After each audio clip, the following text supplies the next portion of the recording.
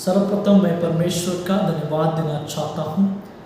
ये सुंदर समय जो है परमेश्वर ने हमारे बीच में जोड़ा है ताकि मैं परमेश्वर के वचनों से आपसे बातचीत कर सकूं।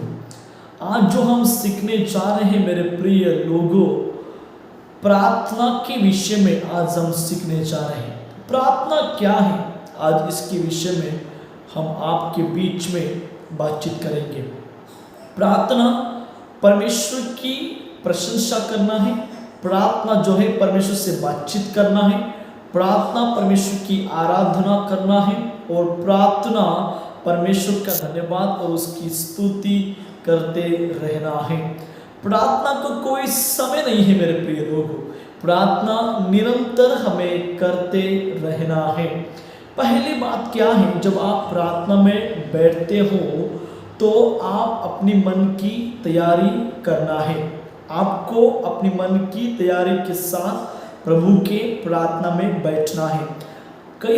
हमें कहीं फंक्शन में जाना है, किसी शादी में जाना है, कुछ भी फंक्शन हो, कुछ भी प्रोग्राम हो, जब हम लोग जाते हैं तो पूरी तैयारी के साथ हम लोग उस फंक्शन में जाते हैं। वहाँ पर हम लोग खाली नहीं जाते हैं।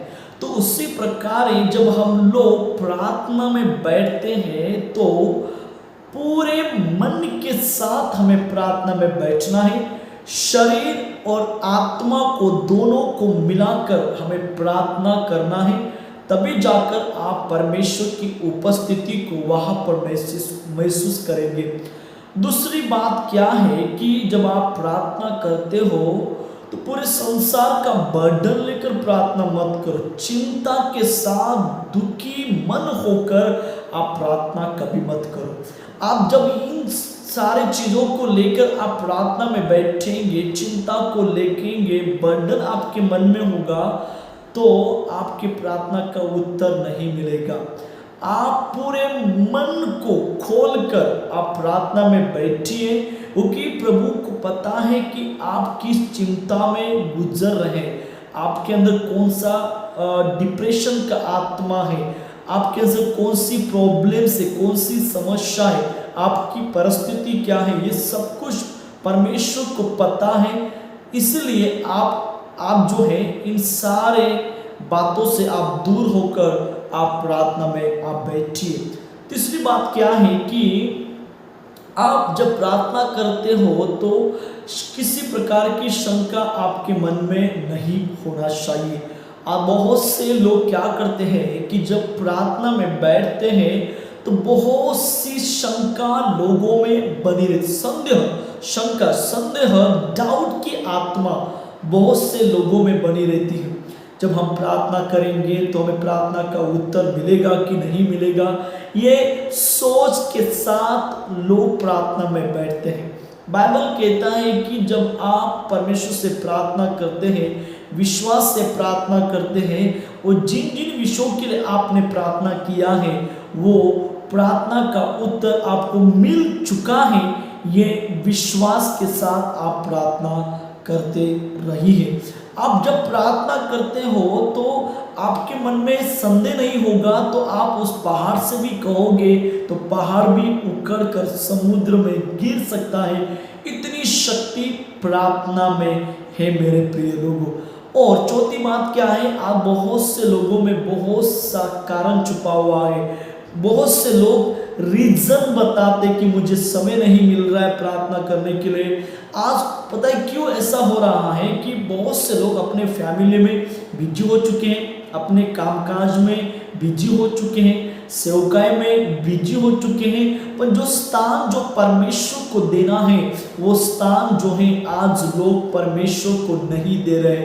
इसलिए जीवन में बहुत से दरार, बहुत से बातें जो जीवन में इसलिए हो रही है क्योंकि हम लोग प्रभु को समय नहीं दे रहे, हम लोग जो है ना प्रार्थना नहीं कर रहे। प्रार्थना क्या है कि जब हम प्रार्थना करते हैं मेरे प्रिय लोगों तो हम परमेश्वर के साथ जुड़ जाते हैं, और जब हम प्रार्थना करते हैं तो परमेश्वर की आवाज को, उसकी वाणी को, उसके दर्शन को हम प्राप्त करते हैं। दानियल का जो हम उदाहरण लेंगे, दानियल दिन में 3 बार प्रार्थना करता था, उसकी ताकत एक ही थी मेरे प्रिय लोगों, वो है प्रार्थना। वो क्या है? प्रार्थना। जब उसको शेर के गुफे में डाला गया था तो दानियल वहां पर आराम नहीं कर रहा है, दानियल वहां पर डर नहीं रहा है, उसके मन में भयभीत का आत्मा नहीं था। उसको एक ही लगा कि मैं जीवित परमेश्वर की भक्ति करता हूँ, मैं जीवित परमेश्वर पर विश्वास करता हूँ और उसके सामने नमन करता हूँ, उसके सामने दंडवत करता हूँ। वो परमेश्वर मुझे शेर के पंदों से, शेर के पंजों से, शेर की गुफाओं से मुझे बचाएगा। ये विश्वास दानियल के अंदर था प्रियो। इसलिए स्वर्गदूत आकर शेर के मुंह को बंद किया और दानियल को एक धक्का भी नहीं लगा, क्योंकि ताकत क्या थी? प्रार्थना। आप वैसे ही प्रार्थना करेंगे तो प्रभु के लिए कोई भी कठिन काम नहीं है मेरे प्रिय लोगों। आज भी परमेश्वर कार्य करने के लिए सक्षम है, आज भी परमेश्वर आपके जीवन में कार्य करना चाहता है, आज भी परमेश्वर आपके भावना को दूर करना चाहता है। आपकी जो विनती जो परमेश्वर के पास पहुंच रही है, परमेश्वर आज भी आपको उत्तर देना चाहता है, लेकिन आप प्रार्थना में समय दीजिए, आप प्रार्थना करते रहिए।